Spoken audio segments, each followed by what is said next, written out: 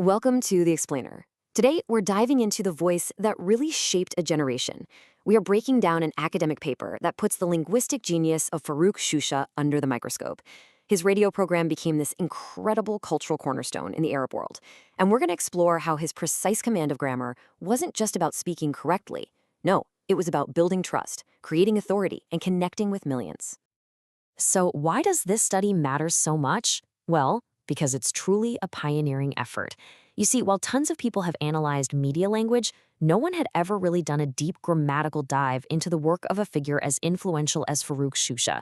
This paper finally fills that huge research gap, and it gives us a brand new lens to understand his incredible, enduring appeal. All right, here's our game plan. We'll kick things off by understanding why this study is such a landmark. Then we'll get to know the man himself and the unbelievable reach of his program. After that, we're going to dissect the very grammar of his eloquence, pinpoint the hallmarks of his unique style, and finally, we'll unpack the study's big conclusions and what they mean for all of us today. Okay, first up, let's dig into why this research is so groundbreaking. We're going to explore this core idea that how you use grammar, well, it isn't just about being correct. It's about being credible, it's about being effective. The research really lays out a clear path for us. It starts by forging this direct link between grammatical precision and a media outlet's credibility. It then uses a descriptive analytical approach to look at Shousha's work, filling that crucial gap in linguistic studies. And in doing so, it uncovers his creative and really diverse use of grammatical patterns. This is where we get to the heart of his genius. Now let's talk about the man at the center of all this. To say Farouk Shousha was just a broadcaster would be a massive understatement. He was a voice that defined an era, a true cultural institution. Born in Egypt in 1936, Shousha was a celebrated poet who found his true calling in radio. His program, Our Beautiful Language, launched back in 1967. Think about that. A time of immense social and political change. And in that turbulent environment, his voice became this source of stability and cultural pride for millions across the Arab world. And the sheer scale of his work is, well, it's just staggering. Our Beautiful Language ran for 16,000 episodes. Just let that number sink in. This wasn't just a radio show. For so many, it was a daily ritual that educated and inspired entire generations. So, how did he do it? What did the researchers actually find when they put his language under the microscope?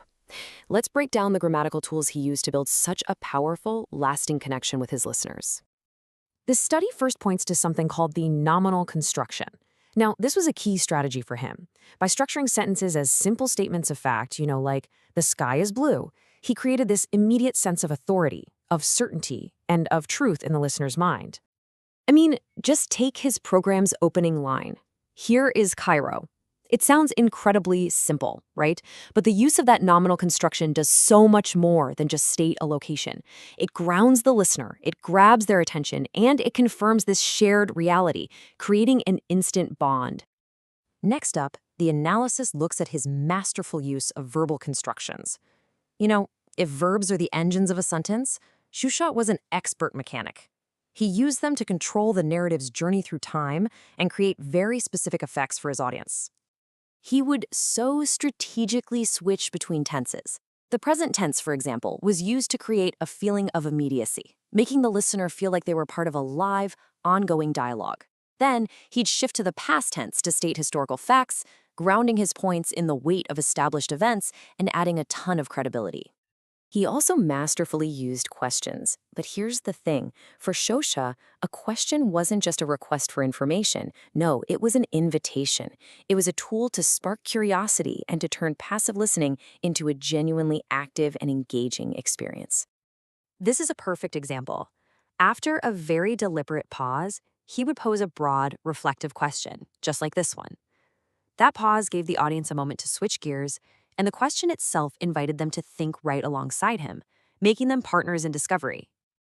A huge part of his appeal was his ability to be a teacher without ever sounding like he was lecturing. He absolutely excelled at explaining things, at taking complex literary or linguistic ideas and just breaking them down with incredible grace and simplicity.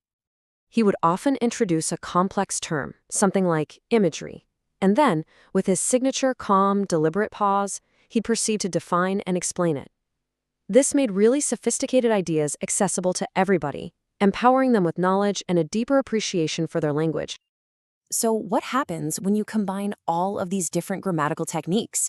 You don't just get good speaking, you get a unique, powerful, and deeply resonant style. The research actually identified 7 key hallmarks of his mastery. So, the study boils his style down to these 7 characteristics. He was persuasive, but never forceful. He was simple, but never simplistic. Every single word was precise and concise. And his language, it was flawless, but it was also infused with this distinct positivity and a deep aesthetic sense that you can tell came directly from his soul as a poet. This blend right here was his magic formula.